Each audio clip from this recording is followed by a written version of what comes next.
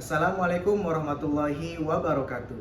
Perkenalkan, nama saya Fitrah Permana Putra, NIM saya 25227522 dari LPTK IAIN Manado. Peserta UKIN PPG Batch 3 Mapel Agama atau Guru Madrasah Pelajaran Agama siap mengikuti UKIN. Silahkan menyaksikan. Assalamualaikum warahmatullahi wabarakatuh. Waalaikumsalam warahmatullahi wabarakatuh. Kaifa halukum? Alhamdulillah bil khair. Akan gimana kabarnya? Alhamdulillah bil khair. Alhamdulillah. Alita gimana kabarnya? Alhamdulillah. Alhamdulillah. Semua sehat ya? Hari ini ada berapa orang yang nggak masuk? Dua apa tiga? Tiga orang. Siapa aja yang nggak masuk?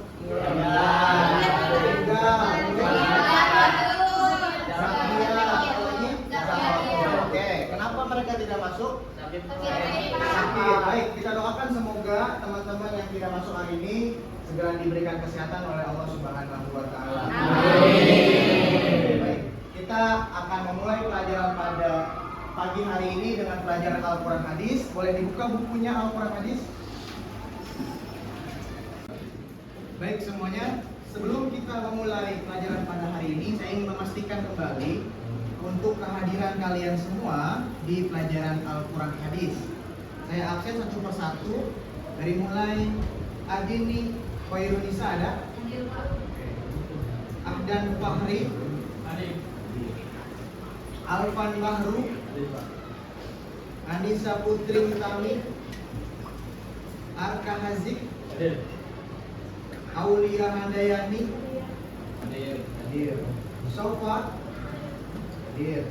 Siti Sri Ayu, hadir. Talita, hadir. Zahrotul, hadir. Oke, baik.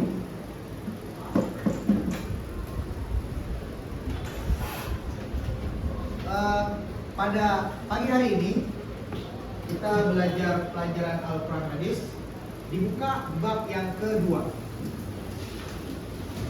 Untuk memulai pelajaran kita di bab yang kedua ini, saya ingin melihat sejauh mana kemampuan pemahaman kalian tentang sejarah pembukuan dan penulisan Al-Quran. Maka dari itu, saya memberikan kepada kalian satu lembar. Silahkan kalian menulis apa yang kalian ketahui tentang sejarah penurunan Al-Quran. Oke? Silahkan kalian tulis.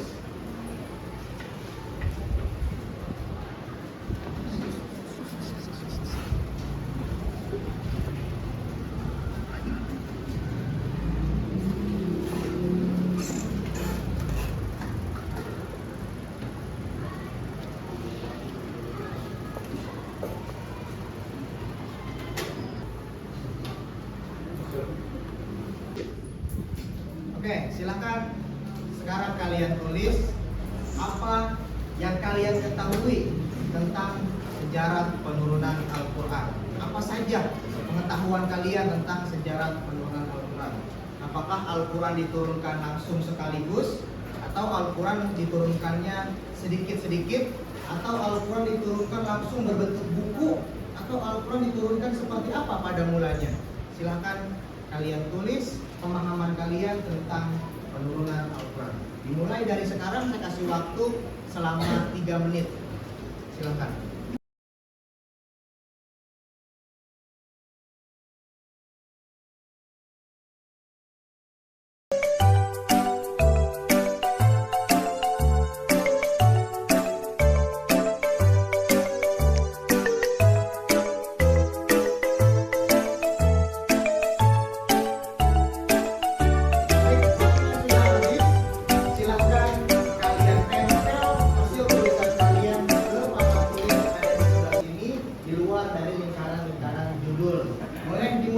Barisan paling ujung sebelah sini dulu. Silakan maju ke depan.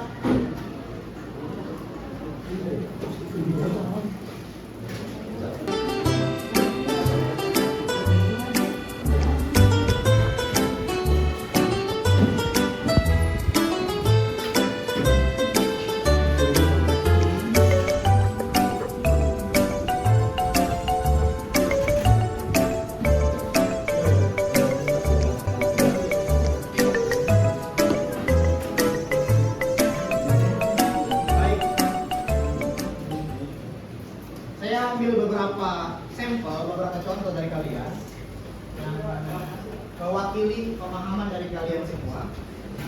Oke, pertama, Al-Quran sebagai wahyu yang diturunkan untuk Nabi Muhammad. Yang kedua, Al-Quran diturunkan secara berangsur-angsur selama 22 tahun, 2 bulan, 22 hari. Dalam periode Mekah terdapat 86 surat yang diturunkan dengan kurun waktu 12 tahun 5 bulan.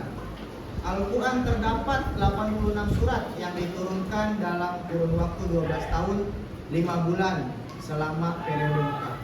Baik, itu beberapa tulisan dari kalian semua yang mewakili bahwa pemahaman kalian di dalam Al-Quran, pengertian Al-Quran di bab yang kemarin kita bahas, bab pertama, yaitu pengertian wahyu atau pengertian Al-Quran, sudah cukup untuk membekali kalian bisa masuk ke dalam pelajaran di dalam bab yang kedua, yaitu sejarah, pembukuan dan penulisan Al-Quran.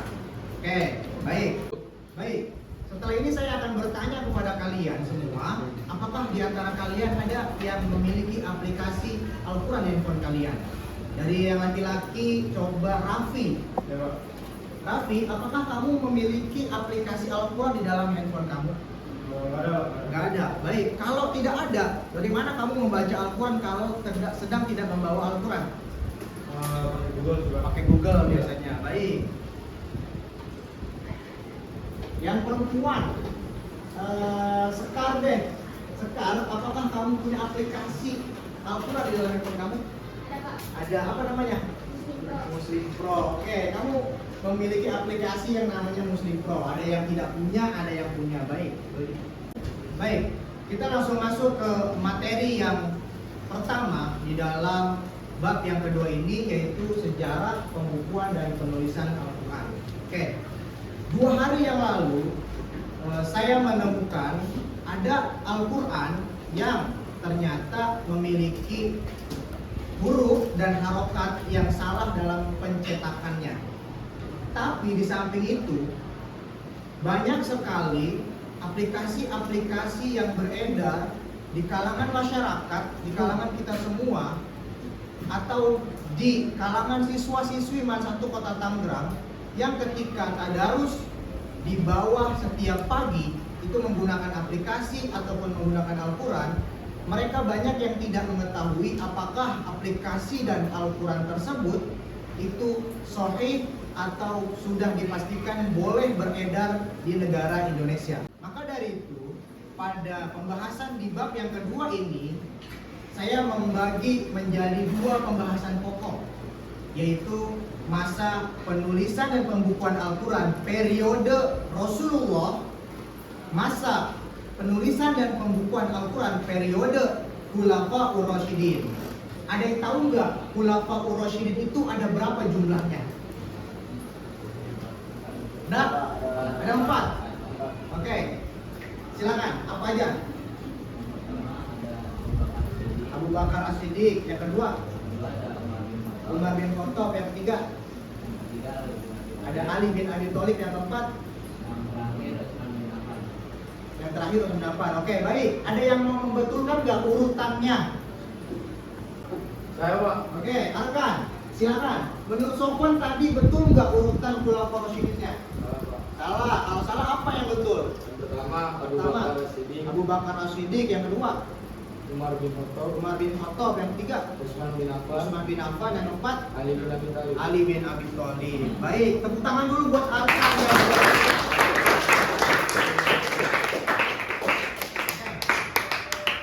Kita mulai dari periode yang pertama, yaitu periode Rasulullah.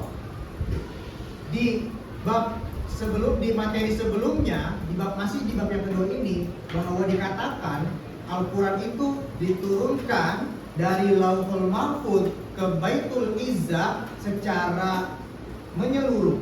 Tapi Al-Quran diturunkan dari Baitul Izzah ke bumi, ke Rasulullah secara bertahap.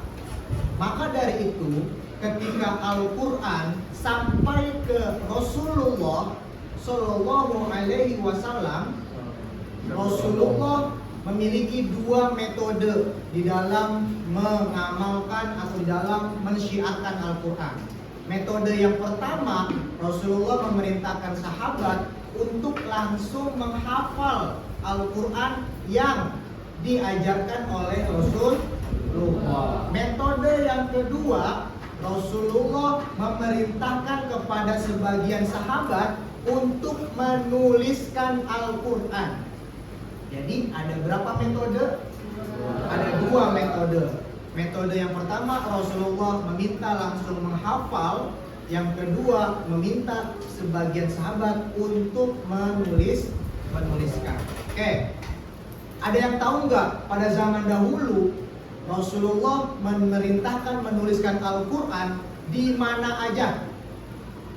Karena zaman dulu belum ada kertas, belum ada buku. Kira-kira menurut kalian di mana Rasulullah memerintahkan sahabat untuk menulis Al-Quran? Yang tahu boleh angkat tangan.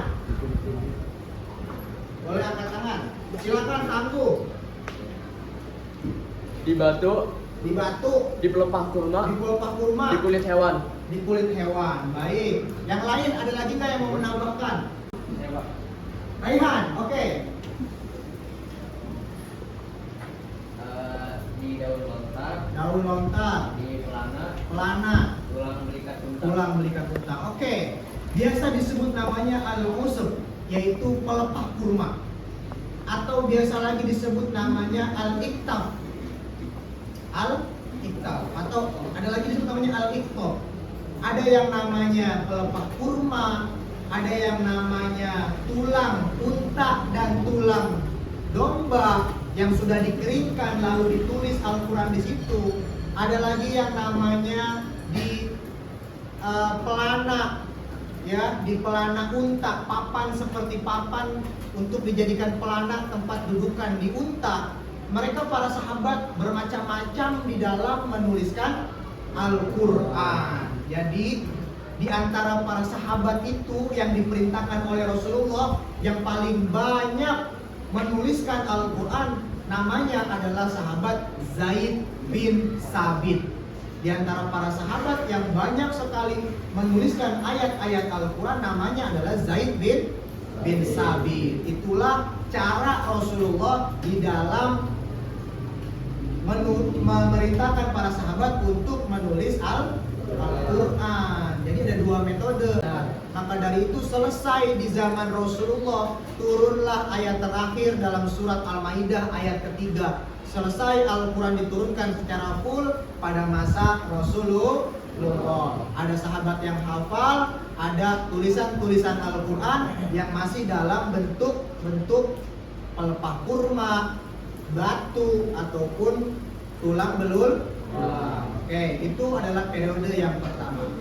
Baik, semuanya setelah masa periode Rasulullah selesai, kita masuk ke periode yang kedua, yaitu masa Khulafaur Rasyidin. Khulafaur Rasyidin yang pertama tadi kata Arkan adalah Abu Bakar As-Siddiq. Pada masa Abu Bakar As-Siddiq adalah masa kepemimpinan setelah Rasulullah wafat.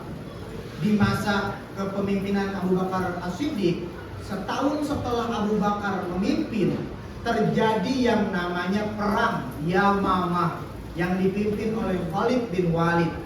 Perang tersebut menewaskan 70 sahabat penghafal Quran. 70 sahabat penghafal Quran.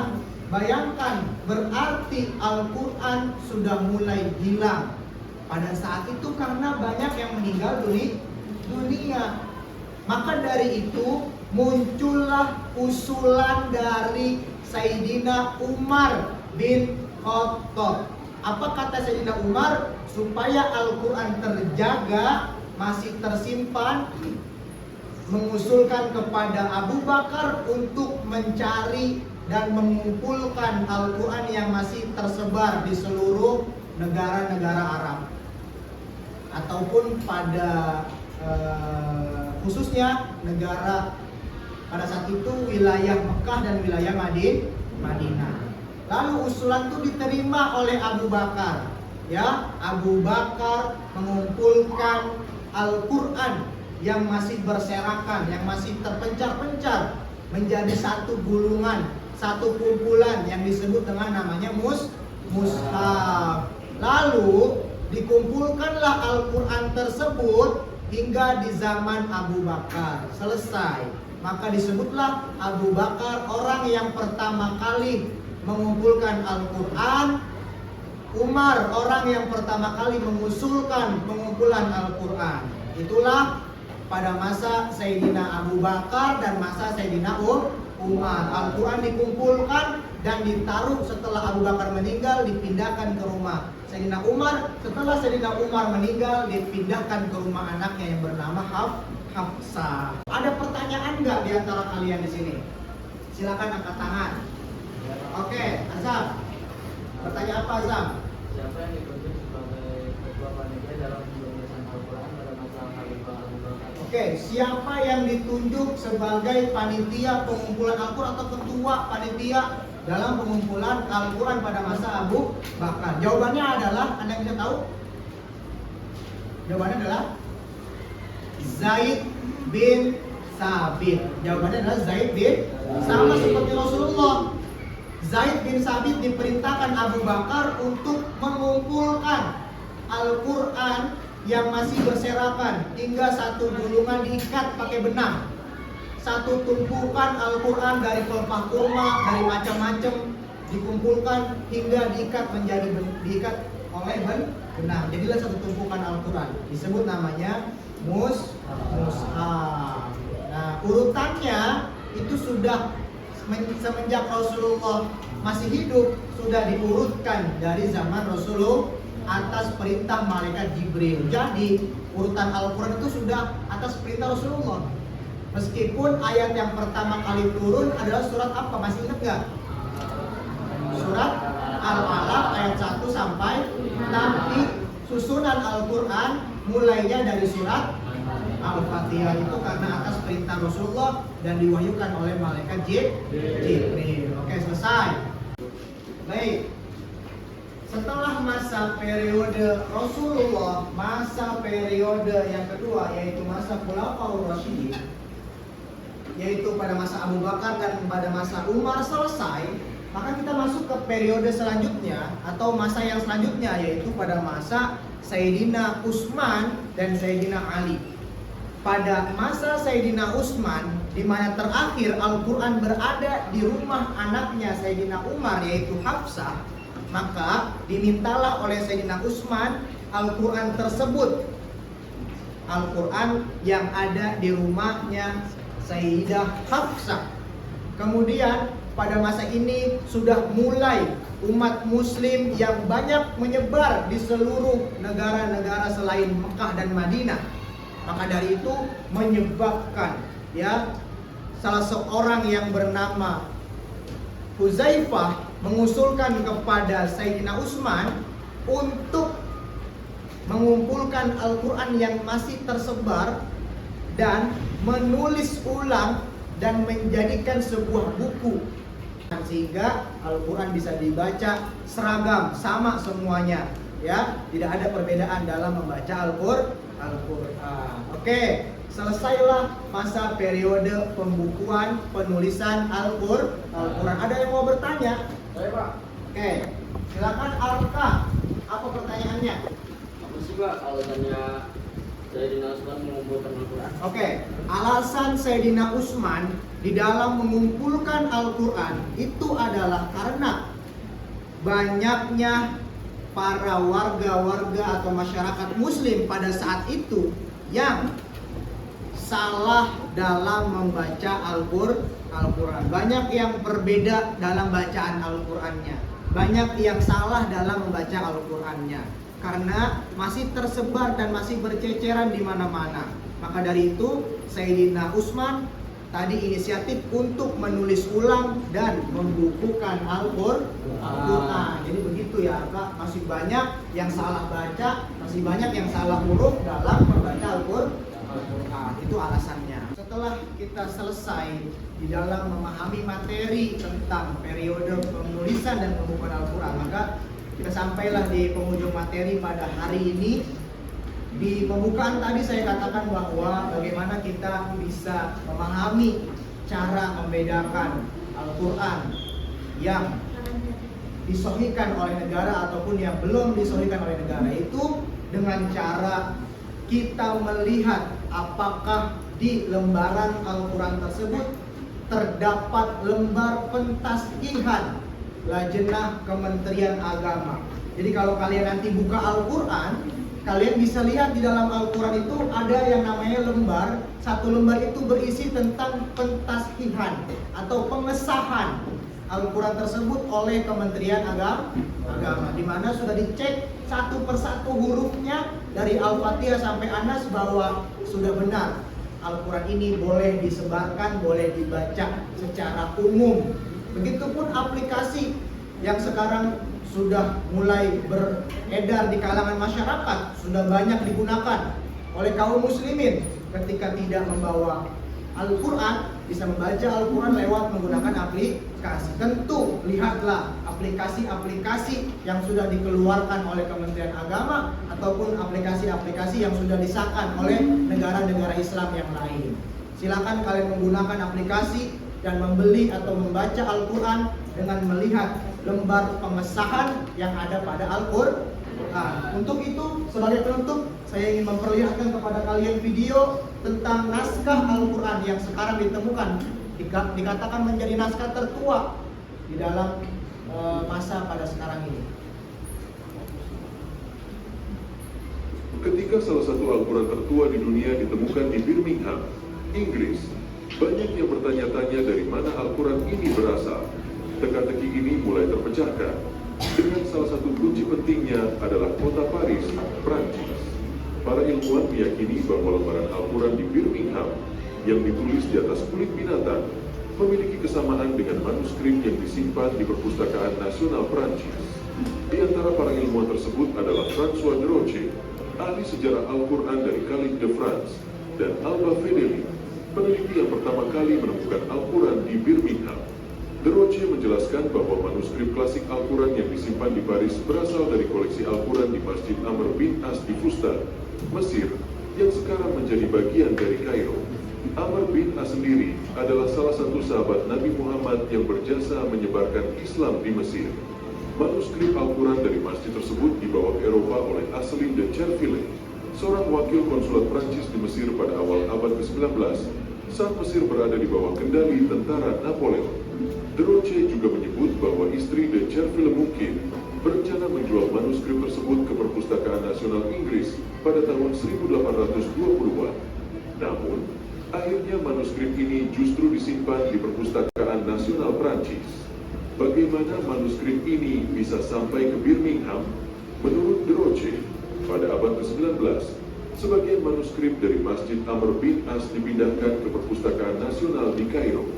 Dalam proses ini, beberapa lembaran hilang dan masuk ke pasar barang antik.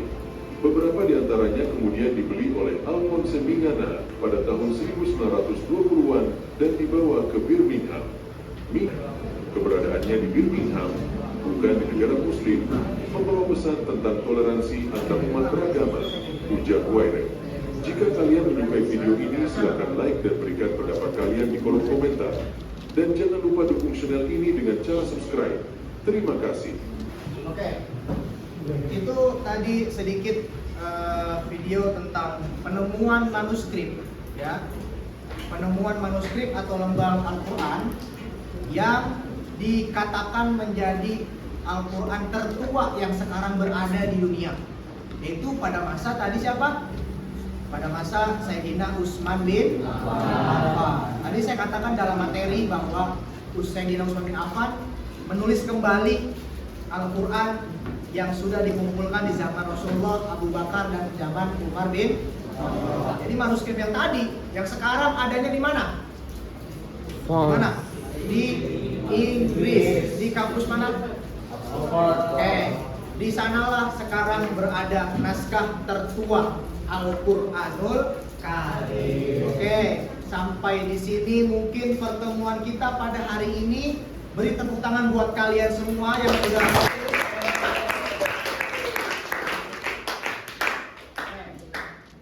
Maka dari itu saya tutup materi kita pada hari ini dengan membaca kafaratul majlis. Subhanakallahumma wa bihamdika asyhadu an la ilaha illa anta astaghfiruka wa atubu ilaik. Assalamualaikum warahmatullahi wabarakatuh. Waalaikumsalam.